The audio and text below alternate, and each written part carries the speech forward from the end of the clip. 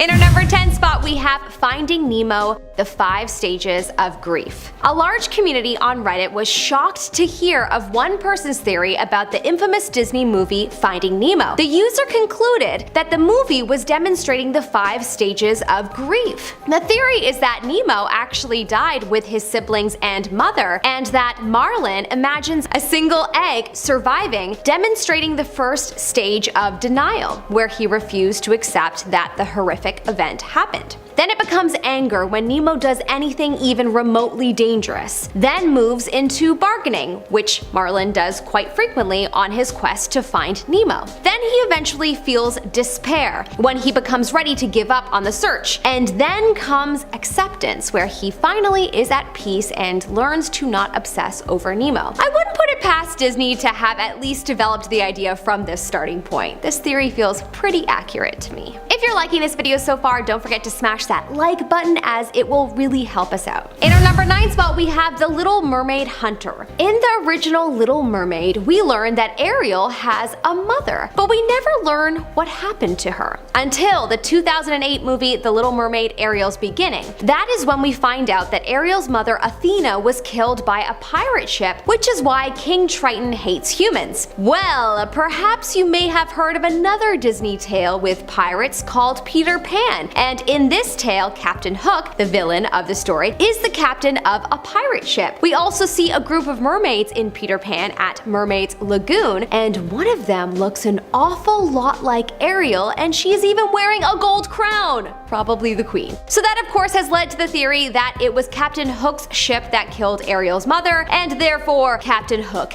killed her. That one blew my mind. In our number 8 spot, we have The Frozen Wisdom. I don't need to pray for this theory to be real or not, because it's awesome and it just deserved an honorable mention. People are convinced that the writers of Frozen 2 may have perhaps gone to a lot of therapy in their time, or worked with psychologists to help write the film, because the film is filled with the most amount of wisdom. The type of wisdom you only hear from your therapist. Just do the next right thing, Anna sings as she makes the horrible realization that her sister Elsa and her friend Olaf have passed away. Anna sings about the grief that she is feeling and describes a heaviness that only people that have truly suffered from depression would understand. She goes on to coach herself to do the next right thing, take one step at a time. The best piece of advice you could give someone when they're in the thick of it all. In another case, the people of Arendelle have to evacuate, and after the chaos, Olaf lets all of the young ones play with him and stick icicles in him. He says to them, "We call this controlling what you can when things feel out of control." Another wonderful piece of advice. In our number 7 spot, we have Peter Pan the Psychopath. Now we all know that Neverland is a place where you never have to grow up and you can be a kid forever. And that's all Peter wants for his friends, whether you're a lost boy or a darling. Sure, fun and games all day sounds amazing. But what if you get tired of childhood and decide it's time to grow up? Well, this theory suggests that Peter doesn't take too kindly to adults, even if they started off as friends. In fact, he hates adults so much that he wants to kill them. There are few adults in the movie, the main ones we see being Captain Hook and the crew of the Jolly Roger, and we know how much Peter hates them, so what if the Lost Boys decided it's time to become lost men? Well, following this theory, Peter kills any of the Lost Boys who try to grow up and finds new ones to take their place, so he has friends to play with forever. Captain Hook was actually one of the Lost Boys in the past and learned the truth of who or what Peter is and escapes, rescuing others as he does, and they grow up into the crew. Ooh, this is why Hook hates Pan so much, so maybe Hook wasn't the villain after all. In our number 6 spot, we have A Scorned Lover. Ooh, this is a juicy fan theory that honestly feels like whomever came up with it must have also known the pain of being betrayed. The theory is around the movie The Beauty and the Beast, and the theory goes that the witch or enchantress that had created the curse that turned the prince into the beast and all of his royal courtiers into what are usually inanimate objects did so because she was a lover scorned. She and the beast were former lovers, and and he dismissed her once he got bored of her, which is something that royals were known to do in the past. The courtiers also would have treated her badly because they are loyal to the prince, so she placed a curse on them to teach them a lesson about respecting women. I see it. It makes more sense than a witch trapping the whole house just because the prince was prideful. There was clearly a deeper lesson afoot. In our number 5 spot, we have Eeyore's origin. Eeyore, everyone's favorite depressed donkey. While everyone in the 100-acre wood is usually pretty carefree and happy, Eeyore seems to always be in a bad mood, and I would be too if my tail kept getting lost or stolen and my house collapsed all the time. But some theorists think that there is a more sinister reason for the gloomy nature. But for that, we need to go all the way back to the 1940s movie Pinocchio. In the film, our puppet protagonist becomes a real boy, and after some wild adventuring, he is rewarded with a trip to Pleasure Island, a land where you can do anything you want and no grown-ups can stop you. But there is a curse placed on the island, and anyone who indulges is turned into a donkey. And we see in the movie that many of the donkeys can still talk. So the theory suggests that Eeyore was once a real boy, and he made the mistake of going to Pleasure Island and was cursed to take his more furry form. But it seems he managed to escape to the safety of the 100-acre wood, and now he lives out the rest of his days longing to regain his lost humanity. In our number 4 spot, we have Moana died. This is yet another very interesting and thought out theory around the movie Moana. In the beginning of the movie, Moana is on her boat stuck in a thunderstorm when the boat was struck by lightning. It is theorized that she died on the boat, which is most likely what would happen to any living being. The theory is expanded to state that Moana's spirit is completing the quest for the rest of the journey, and that is why she only meets gods and spirits the rest of the way. She is on their plane of existence. Then the theorist went on to state that after she finishes her quest, her spirit goes back into her body, and that is when she goes back to her island. Ooh, I bet you that some of these Reddit theorists are really just Disney employees, just, revealing secrets that they could only reveal anonymously.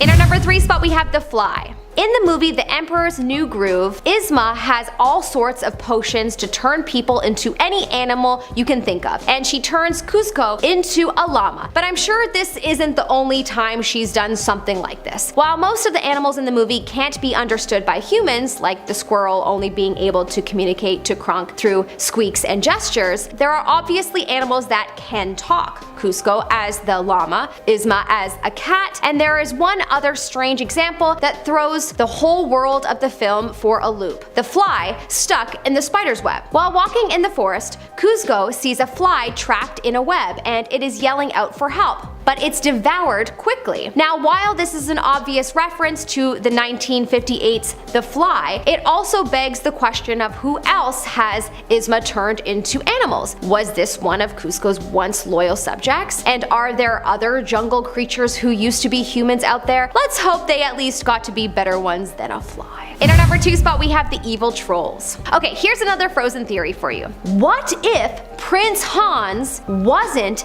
actually evil? What if he was manipulated by magic? A lot of fans online thought that Prince Hans, who had a plot twist of being the overarching villain of the story, was a little out of left field. He was seemingly so good for most of the story, and then all of a sudden he was evil. Well, one Reddit user had a very good theory on this. The trolls, who are a part of Kristoff's family, have some very rare magic, and as they have Kristoff's best interests at heart, perhaps they used magic to change Anna and Hans's path and turn Hans evil so that Kristoff could end up with Anna. Arguably, it's probably for the best, as she actually had a friendship with Kristoff, and all she knew about Prince Hans was that they had a few things in common, like chocolate and sandwiches. Not a solid basis for a lasting relationship, but still, perhaps the trolls altered Anna and Prince Hans's path, and they are the true villains of the story. And finally, we reach our number 1 spot, Walt's mom. Walt Disney, of course. Ever wonder why none of the princesses or main characters in Disney movies seem to have mothers, or at least ones who are still alive? I mean, Cinderella, Bambi, Ariel, Belle, Jasmine, the list goes on and on. Well, some think that this is actually related to a terrible tragedy in the Disney family. In 1937, Walt and his brother Roy bought their parents a house with their newfound success, a dream for anyone. But unfortunately, this would be a terrible mistake. One day, their mother Flora called Walt to complain that their furnace was leaking gas. Walt sent some folks from the studio over to fix it, and they they did, or so they thought. The next morning, the housekeeper returned to find Mr. and Mrs. Disney unconscious and dragged them out into the front lawn. Their father was taken to a hospital and survived, but unfortunately their mother passed away at the scene. This tragedy was well known by those who worked at the studio, and many thought that it affected the stories they told going forward, that Walt was so traumatized that he passed the trauma onto the characters in the films as a way to move on himself. Either way, it's interesting to look into the man who created an empire. Starting off this list in our number 10 spot, we have the Peter Pan connection. This is a theory that states that Captain Hook of the Peter Pan world is actually responsible for the death of Ariel's mother. It isn't until the 2008 film The Little Mermaid: Ariel's Beginning where we heard about Ariel's mother's death. In the film, King Triton explains that her mother, Queen Athena, met her demise at the hands of horrible pirates. Definitely makes a lot more sense as to why the man is so strict about the whole human thing, but fans have spotted something in the Peter Pan movie that drives this theory home even more. In Peter Pan, we see an unnamed but red-headed mermaid, and some believe that the signature red hair just shows that she must have been Ariel's mom. This, coupled with how scared the mermaids that Peter makes friends with in Neverland are of Captain Hook, we can easily put two and two together and see that it's entirely possible that their fear stems from him having taken the life of their queen. In our number 9 spot today, we have the Siren Song. Of course, Ariel and Prince Eric have that sort of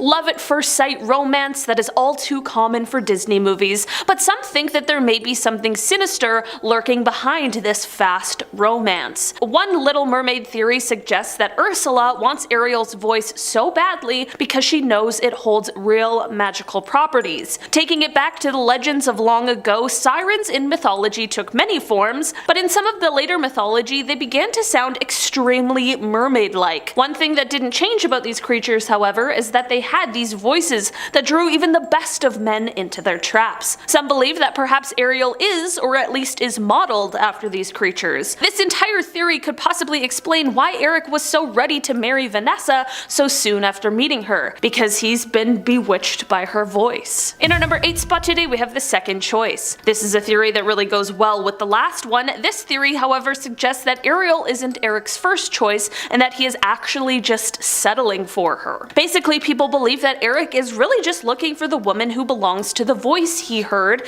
and possibly became enchanted with, should it actually hold some sort of magical abilities like we just discussed. In getting with Ariel initially, especially when we see him nearly kiss her on the lagoon, he is just kind of settling for her as a second choice, not knowing that she has the voice he's looking for. This also makes sense as to why he is so intrigued by Vanessa, because she has the voice he's been looking for and he's totally willing to ditch Ariel for it. He is continually searching for the voice he heard, but may have just been settling for Ariel as second best. In our number 7 spot today, we have Ariel's illness. This is a Little Mermaid theory that comes from the Reddit user 7thLTR, and they wrote, quote, "Ariel is a schizophrenic. The voices in her head are Flounder and Sebastian. They tell her that the world is better inside her head, under the sea. She longs to be normal, or a part of that world. Her father, Trident, is overprotective of her because of her schizophrenia. Ursula is really Ariel's doctor. She gives Ariel medicine to stop the voices in her head, gives her legs, but because she has been living in her own world, she doesn't know how to communicate with normal people. She can't talk. Eric is really a nurse that she becomes obsessed with. Ariel develops the idea that Ursula is trying to steal Eric from her when Ursula transforms herself into a beautiful woman to try and lure Eric away from Ariel. Therefore, she stops taking her medicine, so she goes back into her own world. Ariel goes back into the ocean in the movie. Eric then tells her otherwise, so she begins treatment again and learns how to live in the real world with the help of Eric. She gets her legs and her voice and she marries him and they live happily ever after. I mean, this is an absolutely wild theory, but it does have some people convinced. What do you think? In our number 6 spot today, we have Washed Ashore. This is another theory that was posted to Reddit and is definitely one of the creepiest on this list. Basically, this theory suggests that everything is quote-unquote normal up until Ariel meets Ursula. As we all well know, Ariel asks for legs, but Ursula says it's something she can't do. Ariel wants them so badly, so she begs and pleads for so long and so desperately that eventually Ursula gives in to give her what she wants. Ursula splits Ariel's fin in two and sends her up to the surface of the ocean. Here's where things get dark in this theory though. When I say she cuts her fin in two, I mean literally, she cuts her fin to mimic legs. After being sent up to the surface, Ariel is washed ashore, but by the time she makes it to the beach, she's already lost too much blood. As Eric walks along the beach, he finds her barely awake. At this point, in the haze of her dying state, Ariel sees Eric and thinks she has finally met her prince on land. What continues on in the movie is all made up in Ariel's mind as she passes away, but in reality, Eric just left her on the beach alone. Yeah. Definitely a pretty dark theory, that's for sure. In our number 5 spot today, we have the true form. Vanessa in The Little Mermaid is of course the dark-haired human form that Ursula takes in order to steal Prince Eric from Ariel, but some think that this disguise is revealing something more than what may meet the eye. People especially think this because, I mean, why would she create an entirely new human form and think of a new person instead of just recreating what Ariel already looks like in order to steal her man? This is why some people suspect that perhaps Vanessa is actually Ursula's true form. That Ursula is actually a mermaid, but she appears as this octopus creature because it's actually a punishment from a crime in her past. This also could explain why King Triton hates her so much, as well as why she lives as a societal outcast. Maybe she did something horrible and was banished from the kingdom and made to live life as a different creature. In our number 4 spot today, we have The Wreck. So there are of course a ton of Disney universe theories as to how different movies could be linked together. Maybe we started off with the Peter Pan connection, and I never get tired of reading all of the creative theories people have come up with or the Easter eggs people have found that prove the connections, but this is one I definitely never thought of. In The Little Mermaid, we see Ariel explore a shipwreck close to the beginning. I mean, it's one of the most iconic scenes in the movie. A giant shark appears and it threatens both Ariel and Flounder's lives. It truly was a terrifying moment for 6-year-olds everywhere. But this theory adds an eerie layer to the movie scene. Some believe that the ship in the wreck is the one that once belonged to Anna and Elsa from Frozen's parents. We now know that they unfortunately passed in the beginning of the first Frozen movie, but we don't know a lot about how, except for that it was on a ship, which has led people to this definitely compelling theory. In our number 3 spot today, we have the sister connection. Ever wondered why Ariel and her 6 sisters all look different from one another? Well, some believe that this difference in appearance points to a hidden storyline where all of the sisters actually have different mothers. Yeah, King Triton was getting pretty busy under the sea. People who believe this theory speculate that King Triton was busy with a bunch of different women in order to spread his bloodline as far as possible. Along with this theory is the suggestion that Ariel is the king's favorite, but not everyone can agree why. Some believe that she is her dad's favorite because of the fact that he and Ariel's mom are still together, but if you agree with the Captain Hook theory, we know this is untrue. That is why some people have speculated that perhaps Ariel is the favorite because her mother met such a violent and untimely death, and the king wants to protect her even further. In our number 2 spot today, we have overprotected. This theory has to do more with our favorite best buddy Flounder than it does Ariel, and it is said that this theory originated on Christine Morehouse Blogspot, where they claimed that they knew why Flounder was such a worrywart and was so caring for his friend Ariel. Basically, they suggested that he was over-nurtured as a child. Because of this caring background, he developed a certain bond with his mother, and once she left, it caused him to struggle a bit in his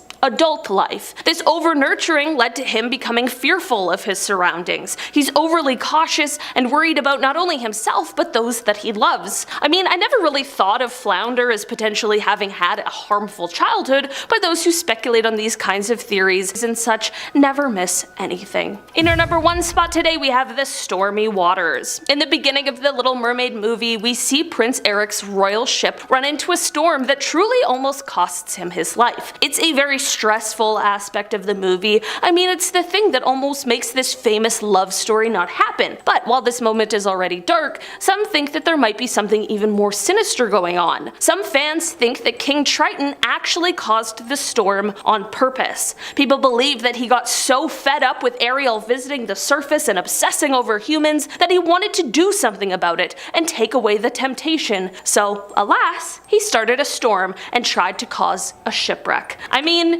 King Triton is harsh, but he couldn't be willing to risk all of those sailors' lives. right? Starting us off at number 10, Brave. While it might not seem like Brave has much of a connection to other Pixar movies in the catalog, there are some fans out there who have connected the Scottish flick to the beloved world of Monstropolis. Now, I know it seems strange, but just hear me out. The connection lies with the witch in Brave, and the theory is that she's actually the beloved Boo all grown up. Now, you may be thinking, Brave is set in like the 14th century, while Monsters Inc. is like 1,000 years later, so how could she be older?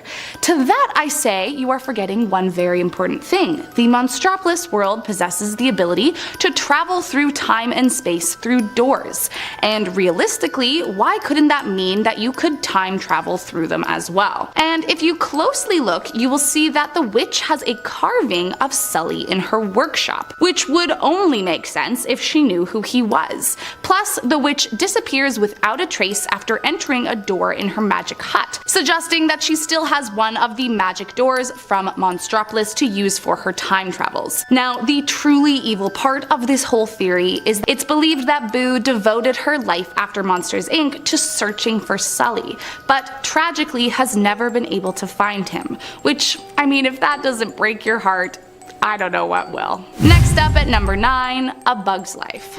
If you've ever watched A Bug's Life and wondered why there are so few humans, you are not alone. In fact, there is even an evil theory that explains it all. So for starters, in regards to the PCU timeline, A Bug's Life is set roughly a century after WALL-E, so somewhere in the 23rd century. And what that means is that not only is it post BNL takeover, but that it is also a disaster zone. It's been theorized that Ant Island takes place in an area with high nuclear fallout, which in turn would mean that all the bugs are likely radioactive. This would of course explain the strange colors and size of the bugs, as well as the sheer lack of human interaction due to the fact that humans would want to steer clear of the gamma rays in the area. But it also means that Bug's Life is pretty much set in a post-apocalyptic world, making a once sunshiny movie about as dark as it gets. Coming in at number 8, Monsters Origin. While Monsters Inc. is the most in the future as far as the PCU goes, have you ever wondered how these monsters actually came to be in the first place? Well, if you ever glossed over the special features on your DVD, then you would have found a short written about the monsters' origin story. In the feature, it shows that monsters, or mons, and humans, or mans, once lived side by side. However, the mans were not keen about these small, ugly, bad-breathed mons, and so they drove them away, banishing them from ever returning. The mons, with nowhere to go, then fled to an enchanted island, and extremely hungry from their travels, began eating the fruit they found on the island. However, after eating this strange fruit, they began turning into terrifying creatures, soon resembling the very animals that also ate the fruits. Then one day, one of the mons peered over into a pool of water and was so shocked to see the monster he had become that he frightened even himself. However, this gave him an idea. What if they could give the mans a taste of their own medicine and scare them away as revenge for banishing them? So the mons snuck back over to where the mans lived and scared them beyond belief. However, they liked it so much that mons decided to become monsters and made it their life's mission to scare humans for the rest of eternity. So essentially, the entire plot of the film is a giant revenge plan against mankind. Coming in at number 7, Andy's dad. This one is kind of a two-parter. So there is a pretty unanimous fan theory that Andy's dad is dead. This theory originates from an alleged story told to consultant Mike Mozart by one of the original movie writers, Joe Ranft. And according to the tale, in an early draft of the script, there was a backstory where Andy's dad had polio as a child and left Woody to his infant son after he died. Now, that in and of itself is obviously incredibly dark. but it could actually be even darker. Reddit user Eat Books tacked on to the popular belief, going on to say that they believe not only is Andy's dad dead, but the entire first film is a metaphor for Andy's mom remarrying a new man, and the actual story is being filtered through Andy's play the whole time. They continue on to explain that, quote, Woody represents his biological father, someone sturdy but visualized as a roaming cowboy. Buzz represents Andy's stepfather, a shiny, cool new dad, one that makes Woody seem dangerously out of date. Now, what's wild about this one is how much it actually makes sense. I mean, this would explain Woody's initial jealousy and denial of Buzz becoming part of the family, but it also still checks out that he eventually comes around to the idea that this is just how life is going to be from now on. Plus, we already know that Disney is not afraid to kill off a parent. Coming in at number 6, Sully's fate.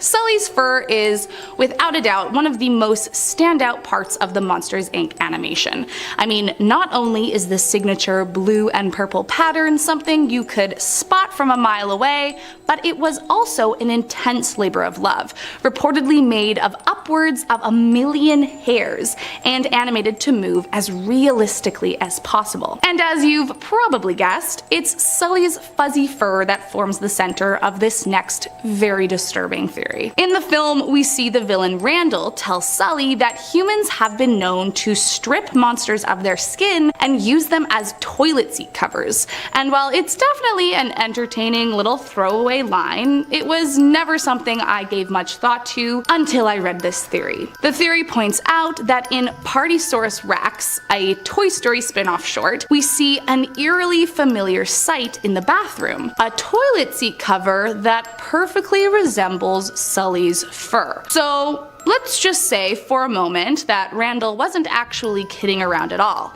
It would appear that Sully entered into a dangerous portal and instead of harvesting laughter from a client was skinned and made into a decoration for the house. To make matters even more bleak, if we're also on board with the witch from Brave being Boo, this would mean the reason she's never able to track him down is because he's dead. Coming in at number 5, Cars.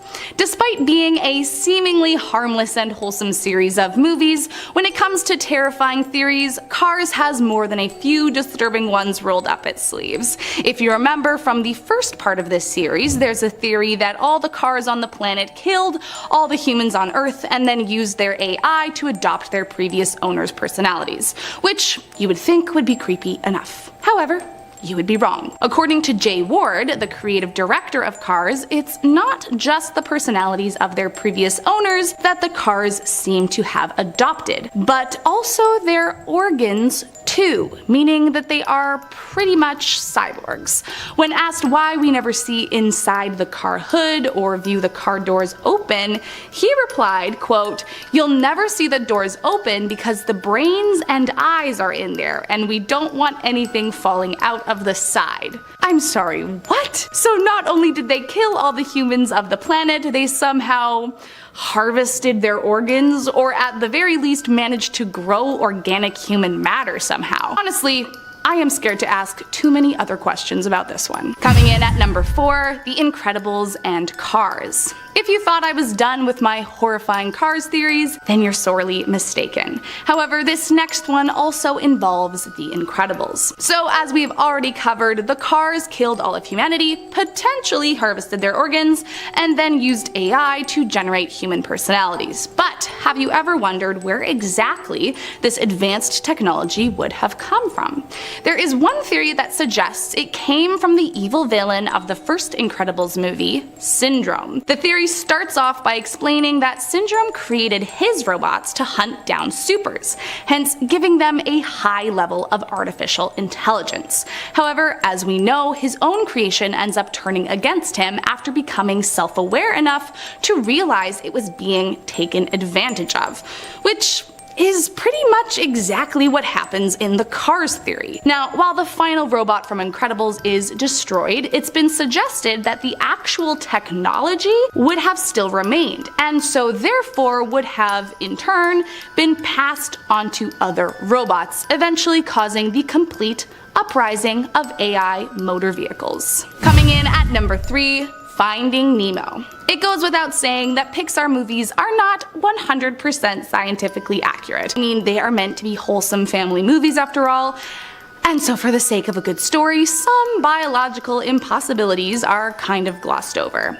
And honestly, in the case of Finding Nemo, thank God. This one is, I guess, less of a theory and more of an incredibly disturbing fact, but trust me, it will still leave you questioning everything. So in real life, clownfish are actually born genderless, and their gender is therefore determined by the needs of the colony. Now, in a clownfish colony, there is only ever one female, and so if the breeding female dies, the alpha male that had previously been her mate essentially stops producing the hormones that make him male and turns into the breeding female. From there, one of the other juvenile males of the colony becomes the new breeding male. So without, saying it outright, in Finding Nemo, Marlin's wife dies, and he is left with only Nemo in his colony. Marlin, being the previous breeding male, would then turn into a female, and, well, I will let you finish the rest of that thought. Coming in at number 2, The Incredibles government. Right from the get-go of the first movie, government agents play a fairly substantial role in the plot of The Incredibles. And while it's set up to show that their job is to watch over retired supers, making sure they don't reveal their true identity, the truth could actually be much darker.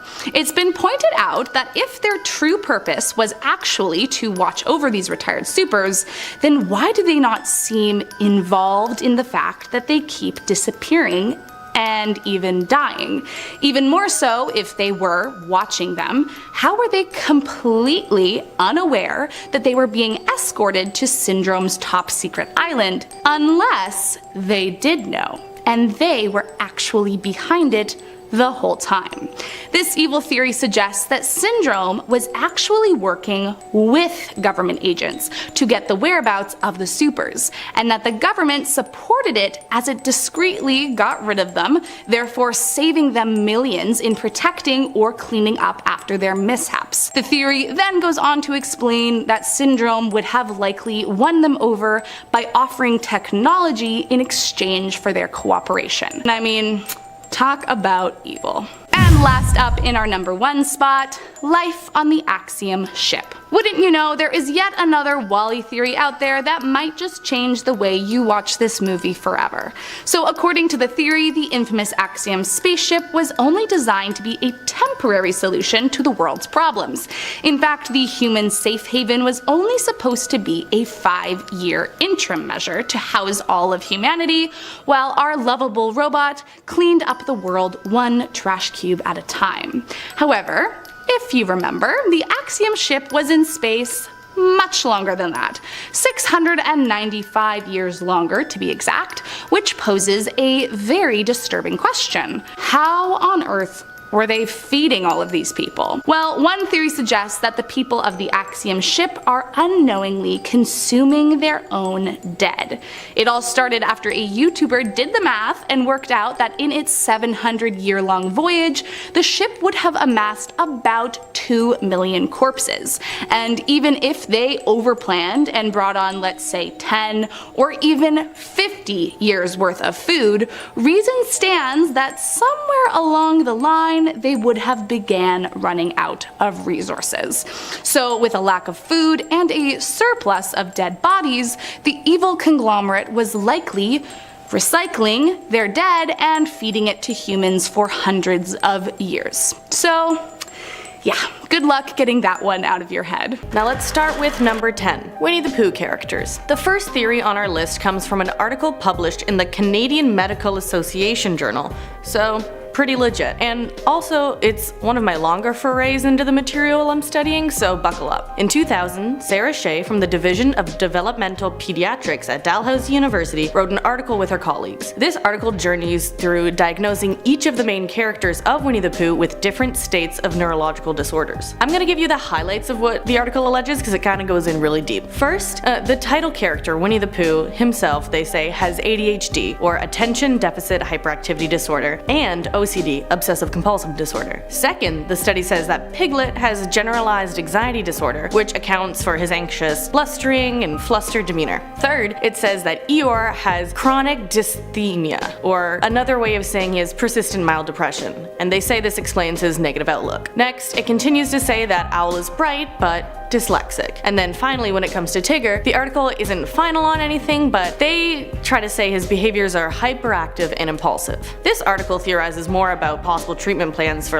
even more characters, and the ones listed above, it goes into even more detail. Plus, other people online have shared other arguments for what characters represent with different diagnoses, but I could deep dive on this one theory honestly for a full 10 minutes, but we have other things to do here, and we're only on number 10 of our list, and we need to keep going. On to number 9. Frozen, Kristoff, and Sven. So let's jump to a more recent Disney production, Frozen. In Frozen, we see Kristoff in warm clothes to keep cozy in the cold climate of Arendelle, and this makes sense. People harvest ice in this movie titled Frozen, so it's bound to be cold. That's not where this conspiracy theory is. We need to take a closer look at Kristoff's wardrobe, then to his adorable reindeer sidekick, Sven, then back to his wardrobe. See anything? Any similarities? There is a theory that Kristoff wears Sven's mom's pelt, wears it as it. Ice harvesters in Arendelle see this orphan Kristoff in blistering cold weather, so they dress him in the tanned hide of a reindeer. But these theories are suggesting that this reindeer hide is Sven's mom, because Sven doesn't have a mother in the movie either. Is Sven just a reindeer so he doesn't notice, or has Kristoff convinced him otherwise? It's something to think about, people, honestly. But anyways, on to number 8, Fairly Odd Parents. Now, this show aired both on Nickelodeon and Disney XD, so it makes the list of Disney theories. Plus, it's too interesting to skip, so good enough reason for me. What this theory suggests is that Timmy's fairies in the show are metaphors for antidepressants. Now, stick with me. The evidence people use is that they arrived when his problems began, then that they are only around when he needs them, as in needing them to balance out the chemical imbalance in his brain. There was also a moment in the episode Channel Chasers when it was mentioned that they would be around for a long time, like him using them for a long time. Importantly, there are side effects when he abuses his wishing powers, just like there are side effects for abusing prescription drugs for mental health illnesses. This might get you thinking about what the other fairies represent as well, so if you think of anything cool, just let me know in a comment. I want to hear it. Number 7.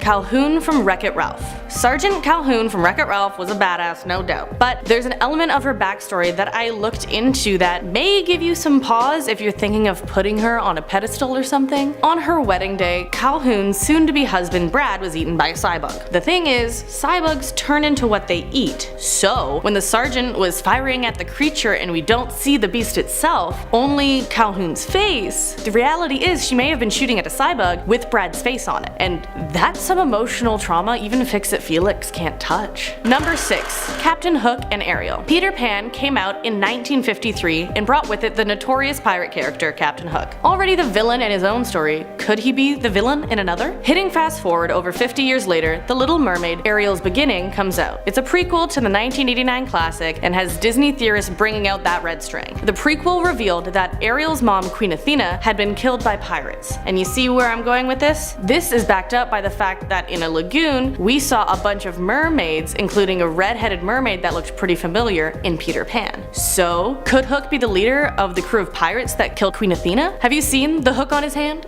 I think he could do it. He's a pirate.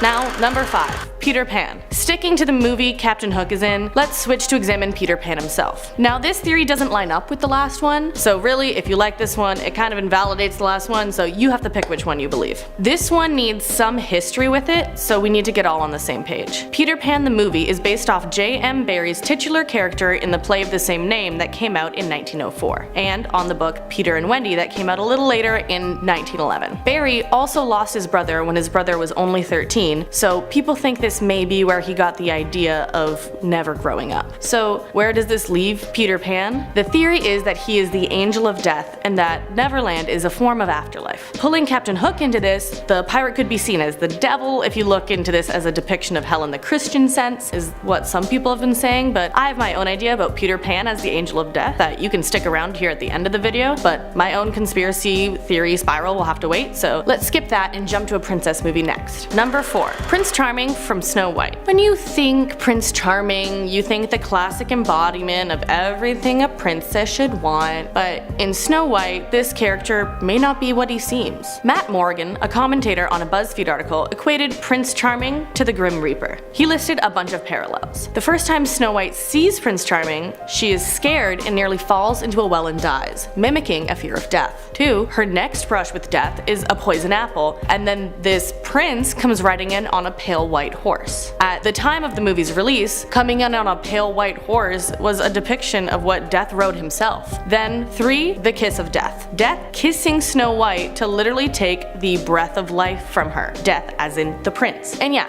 there's more. Do you remember Snow White and the prince riding off into a castle that was surrounded by clouds and golden light? And the dwarfs didn't follow them, instead they said goodbye? Well, that's because Morgan's theory states that the living can't follow them into heaven or a heavenly looking afterlife. So there's a dead princess theory for you. Now it's time to switch gears. And when I say gears, I mean number 3, we're talking about cars. If you are familiar with the Pixar theory that all movies are connected, you and others will realize that there's a problem with the theory when it comes to the movie Cars. In the reality of Cars, it's a world without humans. The theory is that the human race in the future is wiped out, possibly murdered, and that cars have gained sentience. If you think this one is a little wild, don't think it's too far out there. Screen Crush interviewed Cars creative director Jay Ward, and his theory lines up. Ward theorized that Cars took over with their advanced AI and then adopted the personalities of their previous owners, took over and adopted the personalities, like, no thank you. So let's check out another theory set in the future. This one's number 2, Aladdin. Now there's quite a few theories on Aladdin, but this one floating around the internet is that it's set in a post-apocalyptic future. This theory hinges on the fact that Genie wasn't in the lamp before the 3rd century, as it uses a line from the movie to back up its claims. Genie says Aladdin's clothes are much too 3rd century, therefore he wouldn't have been in the lamp at that time. He would have been just roaming around. That time for us is the year 300 in the Common Era, which is over 1700 years ago. The thing is, Genie mentions he's been stuck in the lamp for over 10,000 years, which moves our timeline way forward. So Agrabah could be a post-apocalyptic society that goes back to not using technology and could have been inspired by old ways. Finally, this theory is also backed up by the fact that Genie makes countless references to the 20th century, and while I might tie that to the fact it's a movie that came out in 1992, I say keep to continuity. And now for the most tragic and scary theory of them all. Number 1, Carl from Up. We all know I cried at the beginning of Up. Before anything bad actually happened, the movie had me in tears. But this theory just makes it all worse. I'm just gonna say it. What if Carl was dead the entire time? When I say the entire time, I mean once he is 78 years old after the tragic montage of water falling tears. The theory starts when Carl decides to follow his lifelong dream of going to Paradise Falls. His balloon equation is impossible, so this theory ventures to explain that by saying all of his experiences were symbolic and he was already dead by this point. They say his trip to Paradise Falls is a journey of acceptance guided by a guardian angel, wilderness explorer Russell. When they make it back to the city, it's also a symbolic meaning of making it back into heaven. Now within this, there's also a sub-theory that says Charles Muntz is a fallen angel selling hellhounds, the talking dogs, to drag Carl into the underworld. And so do with that one what you do. And well, that's the top 10 I have for you today. And what do you think? Which ones do you think hold some merit and which ones are you not so sure about? If there's one you want me to dive into more, or one I didn't even talk about or touch on, just let me know. If you like the topic of Disney, let me know if you want to see what is rumored to be scary about Disneyland or Disney World, or also let me know your favorite Disney movie, because I want to have a movie marathon soon and I want to hear your recommendations. My favorite Disney movie is Tangled, and it's hard to change my mind, but you can try if you want to argue with me on that one. Oh, also, at the beginning of the video I said stick around for my theories, so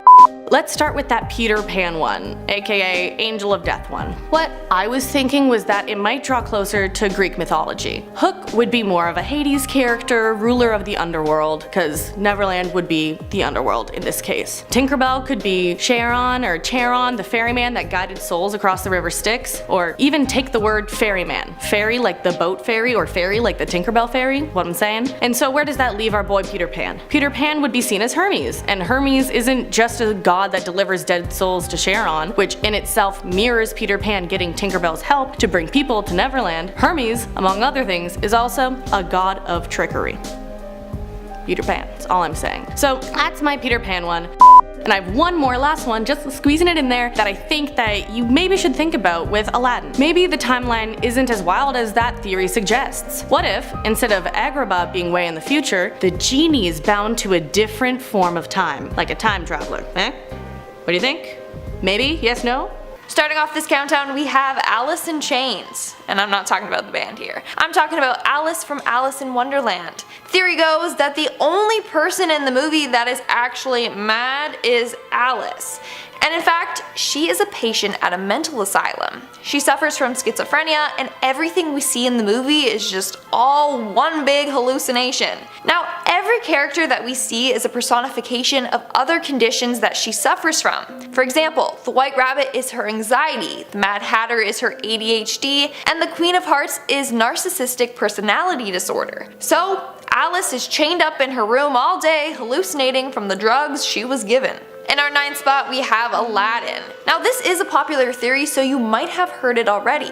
But theory goes that Aladdin takes place 10,000 years in a post-apocalyptic future. There's actually quite a lot of evidence to support this. For starters, when Genie comes out of the lamp, he said he's been in there for 10,000 years. Yet he's making modern day references like doing an impression of Arnold Schwarzenegger and Jack Nicholson, meaning he must have been around during that time if he knows who they are. But then 10,000 years has passed, meaning it's 10,000 years in the future. But the world doesn't look so advanced besides magic carpets.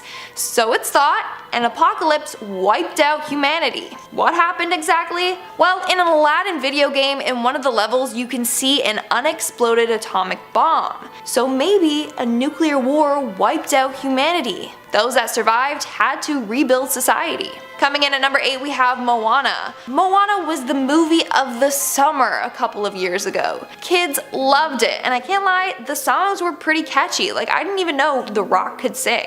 Anyways, it may just be that Moana is pretty much dead for most of the film. So theory goes that when Moana goes on her adventure, she gets killed in the big storm. Since she's no longer living, she can access a magical otherworld. That's where she meets Maui. That's why during her adventure, she doesn't interact with any normal humans, cause she's not alive. And it's also why she sees the spirit of her grandmother and ancestors at the end of the movie as she sails her boat, cause she did. Moving on to number 7, we have Grumpy. Ever wonder why all the dwarves in Snow White are upbeat and happy?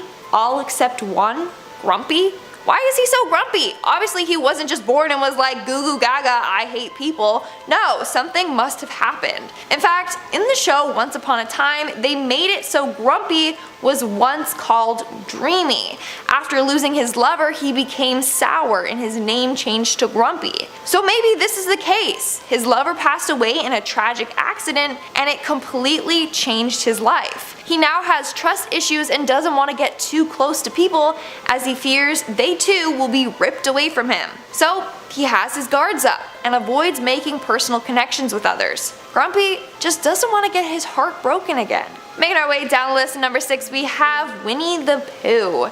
Everyone loves that honey-loving, crop-top-wearing, cuddly bear. But sorry, this theory is going to change the way you look at everything. So theory goes that every character in Winnie the Pooh suffers from a different mental illness. Let's start with Pooh. He suffers from compulsive eating disorder and OCD. For starters, he is obsessed with honey, he dreams about it, and eats far too much of it. Then we see that he has a habit of repetitive counting. That's his OCD. Then we have Piglet, which represents a generalized anxiety disorder. Piglet is always worrying and even has an anxious ear twitch. Eeyore is clearly depression. Don't need to explain that one, you can clearly tell that he's depressed. Owl is dyslexia because he has trouble reading, and also narcissism since he often thinks he is wiser than others. Kanga has social anxiety disorder, which is why she's so overprotective of her son. Tigger has ADHD, which is why he's bouncing everywhere all the time. And Christopher Robin, well, he has schizophrenia and imagines all of his friends. His friends appear depending on what state he's in. For example, if he's more anxious, then Piglet will appear. We're now at our 5th and halfway mark with Jack Jack syndrome. Okay, this theory is really gonna throw you for a loop, and you gotta pay attention. So, in the first Incredibles, we see Syndrome dies after his cape gets sucked into a plane's turbine. But did he really die? I mean, the dude was a genius. His inventions were really out there. Who says that he didn't invent something to help him get out of that situation? Although it seemed like he died, maybe he's still alive. In fact, people think that Syndrome is a super himself. He just hasn't channeled his powers yet. So let's take a look at the supers mentioned on the Incredibles bonus CD. The super Psych Wave looks an awful lot like Syndrome. Like, they have the same color hair and their eyes are the same. It also shows that her intelligence level is the highest out of all supers. And her team owned a secret base on a remote island that now belongs to Syndrome. This can't all be a coincidence. Syndrome inherited his intelligence from his mother and some of her powers, but he doesn't know it yet. But while his cape was getting sucked into the turbine, that's when his powers got activated. It also says that Psych Wave has the power to possess another person's body. So what if, just as he was about to die, he possessed the closest person's body to him, Jack Jack, meaning his physical body was destroyed, but now he became Jack Jack. Soon he will get revenge on the Incredibles. I know, it's complicated, but it kinda makes sense. And at number 4, we have the Skinned Sully. All you Monsters Inc. fans, brace yourself for this one. Sully is dead. He has died. So in Monsters Inc., Randall always mentions how bad humans are. At one point, he says that humans skin monsters and make toilet seat covers out of their fur. Sadly, this foreshadowed the fate of our friend Sully. In a Toy Story short called Toy Story Toons Partysaurus Rex, there's a scene where the kid is taking a bubble bath. And lo and behold, on the toilet seat in the bathroom is a fuzzy Sully seat cover. So Randall was right, humans do skin the monsters and turn them into toilet seat covers. Poor Sully, he let his guard down with Boo and ended up getting skinned alive. Coming in at number 3, we have the Illuminati numbers. What a lot of us may not have noticed is that in almost every Disney Pixar movie, they have the hidden code A113 in it. For example, in Toy Story, Andy's mother's car's license plate is A113. In Finding Nemo, the camera's model is A113.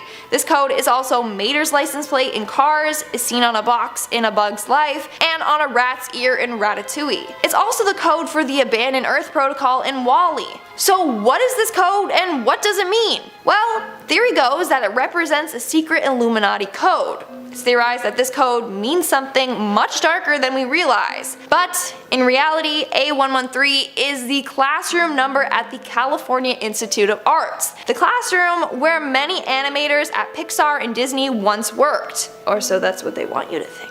Moving on to number 2, we have the experiments. So Reddit user Fan Theory Spoiler created this theory, and now it's got me rethinking everything. If it's true, then Disney Pixar is dark. So in Monsters Inc. we find out that Randall and Waternoose have been experimenting on kids. In one scene we see them capture Boo and try to experiment on her before being stopped. But this Reddit user believes that they have been experimenting on Boo for years. Here's the evidence. So first off, when Sully meets Boo for the first time, she isn't in bed like the other kids. She's fully dressed, which is weird considering it's the middle of the night. It seems like Boo knew what was going to happen and was prepping for it. And then we have the scene where Sully and Boo chase after Randall to go save Mike. Randall turns a corner and disappears. Sully tries to figure out where he went, whereas Boo just flicks a tool that opens up a secret panel, as if she knew it from before, from being there before. Now, how long has Randall been doing this? Well, at the end of the movie, we find out that Rox has been undercover for 2.5 years. So one can assume it's been that long. Poor Boo. And in our number 1 spot, we have Mary Poppy Wise. People are getting more and more creative these days. Just wait till you hear this next theory. So posted on Reddit by the user Humanoid Mold 5, they believe that Mary Poppins and Pennywise the Clown from It are the same species. It's hard to believe, but there's some pretty solid evidence supporting it. So first off, both characters have the same power. They both manipulate young children's minds. Mary taps into their imagination, Pennywise manipulates them with their fears. Furthermore, both of them return after 20-something years to the same group of kids. In Mary Poppins Returns, she returns to the Banks family, and in Pennywise, he returns back to the Loser Club. Then we have the fact that both the Banks family and the Loser Club forget about them. The Banks family remembers Mary Poppins, but not that she's magical. The Loser Club forget their childhoods almost altogether until Pennywise returns. And last but not least, we have the balloons. Obviously, Pennywise has his signature red balloons, and he has the saying, "You'll float too." In Mary Poppins Returns, the characters grab balloons and float into the air. Coincidence? I think not. Mary Poppins and Pennywise are related. Starting off this countdown, we have Finding Nothing. And by this, I'm referring to the Disney Pixar movie Finding Nemo. Theory goes that Nemo is actually dead. Sadly, he didn't survive the attack at the beginning of the film that killed his mother and siblings. The whole movie is actually about a father trying to come to terms with the death of his wife and kids. As a result, Nemo is a figment of his imagination. Now, all the pals that we see along the way are all trying to help Marlin cope with his grief, whereas Dory is said to be his psychiatrist helping him along his journey to acceptance. In fact, the movie shows the 5 stages of grief. First, we have denial, which we can see by Marlin always babying Nemo and not wanting him to go to school. Then we have anger, which was when he got mad at Nemo for swimming out too far. We got bargaining, which was his entire journey across the ocean. Depression, which was when he almost reached Nemo and then he saw him getting flushed down the toilet. And then finally, acceptance, coming to terms with the loss of him. In fact, Nemo in Latin means nobody or nothing. So the name literally translates to finding nobody. In our 9th spot, we have the secret villain. According to this next theory, the real villain of Toy Story 2 is none other than Wheezy the Penguin. Yeah, that's right. In the movie, Woody finds Wheezy all dusty and alone on Andy's bookshelf. For years, he had been severely neglected by Andy, all because he has a broken squeaker. As a result, he became very jealous of all the other toys that Andy loved to play with, especially Woody. Therefore, Wheezy decided to include himself in the yard sale, knowing that Woody would try and come to his rescue and hopefully be sold in the process. It was his scheme all along to try to get rid of his competition and become Andy's #1 favorite toy. Moving on to number 8, we have the pathological liar. Who am I referring to?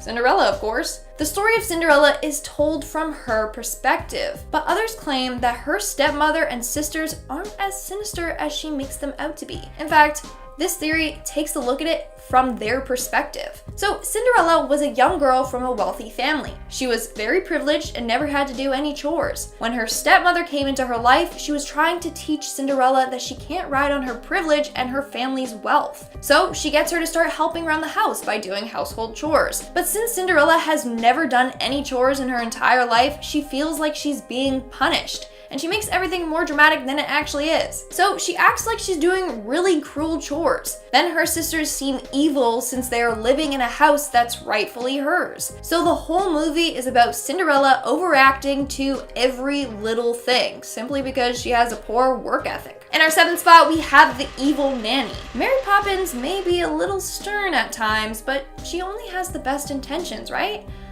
Or does she? According to this theory, Mary Poppins is the master at manipulation. She may seem practically perfect, but in reality, she is a cruel demigod that is trying to gain control of the entire human race. I mean, she definitely has superhuman capabilities, like, hello, her endless bag of stuff, or the fact that she can fly with an umbrella. Now her plan begins by infiltrating families and getting them to conform to her ways. All the families end up blindly following her ways. We see that she has mass admirers and devoted followers. She is slowly but surely taking control over families so that they will always do what she says, and she can end up ruling the world with a loyal following. In our sixth spot, we have Up to Heaven. The Disney Pixar movie Up has one of the saddest beginnings in Disney movie history. It's a real tearjerker. The only thing worse than that might be this theory. So according to this theory, Carl died in his sleep shortly after his wife passed away. The adventure he goes on through the movie is his journey to the afterlife. I mean, he literally is in his balloon house floating up to the sky, aka towards heaven. Russell is his guardian angel trying to make sure that he gets to heaven unharmed. We are now at our fifth and halfway mark with The Purge. This one has got to be one of my personal favorites, just because of how outrageous and hilarious it is. So we all know the movie High School Musical. I mean, it's a movie that defined my childhood. To this day, I still have every single song memorized, and yes, I brag about that, okay? Those songs are everything. Anyway, this theory suggests that High School Musical and The Purge exist in the same universe. I know, but how else can you explain how the students get away with trashing the cafeteria, or how Lava Springs in the second movie didn't get shut down, or how Miss Darbus got away with forgery by applying to Juilliard on behalf of Troy? Seriously, none of their actions have consequences. You know where else you can get away with anything? On the Purge night, once a year. Just saying. Making our way down the list of number 4, we have the hallucinations. Let's move on and take a look at Alice in Wonderland, shall we? Whether we look at the book or the Disney movie adaptation, it seems like the theme of drug use is always apparent. This theory states that Alice is a drug addict that would go on crazy trips. In fact, it is said that the author Lewis Carroll was an opium user. It was rumored that he was on drugs while writing this book. So in the Disney movie, we have the caterpillar that is constantly taking hits from his pipe. We have Alice who drinks potions and eats mushrooms and other edibles that have different effects on her body, quite literally, and the whole movie is filled with crazy characters and events. So the White Rabbit is the alias that her drug dealer goes by. He says, "I'm late for an important date," meaning he's got to be on time for all these drug exchanges. The theme of madness present throughout the film highlights how dangerous the effects of drugs can have on you and how it can cause you to spiral into madness. In our third spot, we have The Gruesome Murder. The Emperor's New Groove was actually a really good movie. Like, it deserves more attention. Like, Yzma and Kronk are an iconic duo. Now this theory shows how evil Yzma actually is. In fact, it's thought that Cusco isn't the first human Yzma has turned into a creature. So in one of the scenes, Cusco ends up wandering into a scary looking jungle. While doing so, he witnesses a fly trapped in a spider web. The fly says, "Help me," right before being viciously eaten by a spider. Well, isn't it quite weird that the fly had the ability to talk? I mean, Cusco interacts with several other animals in the movie and none of them can talk, except this fly. So this has led people to believe that that fly was actually a human that Yzma then turned into a fly, meaning that that scene is much darker than we realized. It's the human's last moments of life. In our second spot, we have the deathbed. According to this next theory, Snow White may not have had a happy ever after. So in the film, we see that Snow White is woken up by her true love's kiss. But in reality, the prince is the personification of death. Snow White was laying on her deathbed. The prince's kiss was actually a Dementor's kiss that sucked the last little bit of life out of her, meaning she actually ends up dying at the end of the film. She then wakes up and imagines her perfect ending, riding off with her prince. Notice how she rides off to a castle literally in the clouds? Hello, she's on her way to heaven. And in our number 1 spot, we have the Angel of Death. This theory revolves around the film Peter Pan, Peter being the Angel of Death. Theory goes that Peter comes and takes the souls of dying children. He then takes their hand and guides them to heaven, aka Neverland. Now, this explains why the Lost Boys and other kids in Neverland don't grow up. It's because they are already dead, which is pretty sad if you ask me. This also means that Wendy commits a murder-suicide by killing herself and her brothers since they all go to Neverland with Peter. Now, author of Peter Pan, J.M. Barrie, created this land for his brother that passed away at 13. So the theory about Neverland being for dead kids is kind of true. Coming in at number 10, the Lost Boys are murdered. Okay, Neverland does sound fun and everything, but what if it is way more sinister than we at first thought? How come people in Neverland never grow up? Well, maybe someone stops them before they have the chance. Surely not Peter though, he seems like such a swell guy. Well actually, if you really think about it, he's kind of a child kidnapper. If he's capable of stealing children from their beds, maybe he's capable of killing them. There is a theory out there circulating that Peter Pan dispenses of members of his gang periodically when they get too old. The theory also says that Captain Hook is actually a lost boy who escaped, and that's why he hates Peter so much. Honestly, maybe that's why the Lost Boys were so keen to kill the Wendy bird, because they know death, they've seen things. Coming in at number 9, Gaston was Bambi's mum's killer. No, I'm still not over Bambi's mum's death, and I don't think I ever will be. The movie is all fun and woodland frolics until she dies, and then it's a total and utter bummer. It is such a harrowing scene, and I feel like it has scarred me for life, like thanks Disney. We all know that Bambi's mum was shot by a hunter. Well, there's a theory out there that Bambi's mum's killer was none other than that brute Gaston. We know that Gaston is a hunter. It's even sung about. No one shoots like Gaston, and he uses antlers in all of his decorating, so we know that he hunts stags, so it's very possible that he hunts deer too. There is a shot in Beauty and the Beast where we see a familiar looking doe drinking from a stream near the Beast's castle. Was it Bambi's mum? Coming in at number 8, we have The Cars Took Over. So we talked about the scary homunculus theory in Disney Pixar's Cars. That was in our Pixar theory video. So basically, to simplify the theory, it's that cars are actually exoskeletons for humans who are grown in amniotic vats, then plugged into the cars at an early age. It's pretty wild, and there's a really creepy picture. There is also another scary theory out there. Some people think that Cars is a post-apocalyptic world where AI and cars have fused to kill humans. How and why did the humans die? Well,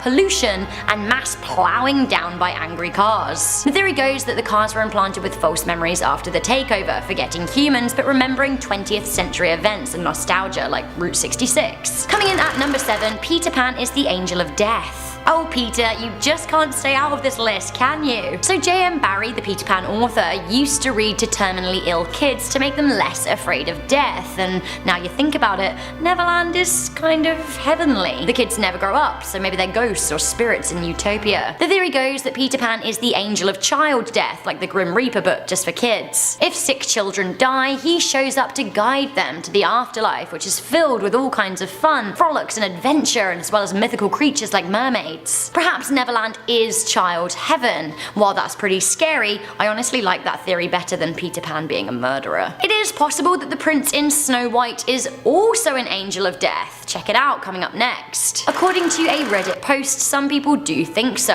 I get it, when kids die they go off to fun heaven filled with adventures. When single women die, they're whisked away by an impossibly attractive prince. Honestly, I'd kind of like something in between the two, but if I had to choose between a prince and Adventureland, I would choose the adventure. Anyway, the theory goes that the prince was sent as an escort to the afterlife, which explains why Snow White waves at the dwarfs as if she's never gonna see them again towards the end of the movie. The kiss is said to symbolize entering the next realm, and the white horses that you see, well apparently they're biblical symbols for death. Yikes. Coming into number 5, Elsa and Anna's parents died on the way to Rapunzel's wedding. There is a theory out there that Rapunzel, Elsa and Anna are related. According to multiple theorists, they're cousins. Anyway, Frozen director Jennifer Lee said that the king and queen of Arendelle died in a shipwreck on their way to a wedding. Arendelle is supposed to be in Norway and Rapunzel lived in Germany. It is quite likely that they would have travelled the North Sea, so perhaps this was their final resting place. Coming into number 4, Carl dies in Up. There's a theory out there that Carl actually dies at the beginning of Up and everything after is his ascension to the afterlife. I don't know about you, but I was howling within the first 10 minutes of Up. It was really sad but cute. Carl and his wife Ellie have a lovely marriage, but they never get to travel the way they wanted to, and don't even get me started on the baby thing. Anyway, it was clear that Carl loved his wife more than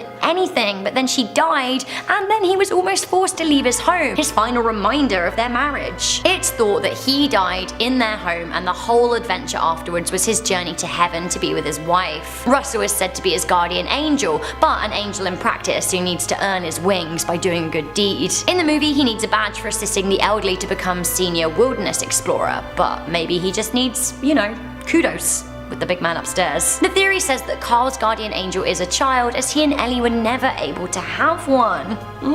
The house that Carl and Russell fly away in is said to represent Carl's physical attachment to the world, and floating up is said to represent his transition from the real world to the spirit world. Paradise Falls, where he eventually goes, is said to be the gates of heaven. Was he dead this whole time? Honestly, whatever happens, I hope that he and Ellie were together somehow afterwards. Coming into number 3, Aladdin is post-apocalyptic. It seems that some people out there think that Aladdin is set in a post-apocalyptic future, and that Agrabah is one of the only outposts for survival. Why? Well, it all centers on the genie. The genie complains that he has been stuck in a lamp for 10,000 years, and when he comes out, he does a Jack Nicholson impersonation and also turns a boo into a 1950s looking car. This must mean that he was imprisoned in the lamp sometime in the 20th century, if not he wouldn't know all of that stuff. If so, then he's in the lamp for 10,000 years. Aladdin must be set in the year 12,000 or thereabouts. Further evidence comes from the Aladdin video game, where you can see an old road stop sign buried in the sand. Now, according to a 4chan thread, all of this is as a result of a horrifying nuclear war that wiped out most of the world, save for the Middle East. Coming into number 2, Ariel's mum was murdered by Captain Hook. What is it with villains from one movie murdering mums from another, like is nobody safe? So a lot of eagle-eyed lovers of The Little Mermaid have noticed a certain red-haired mermaid hanging out in the lagoon who looks a lot like our gal. In Ariel's beginning, we learn that her mother was called Athena, and true to classic Disney, her mother was killed. But not just killed, she was killed by pirates. Right. We know that Captain Hook isn't great to the mermaids of the lagoon, so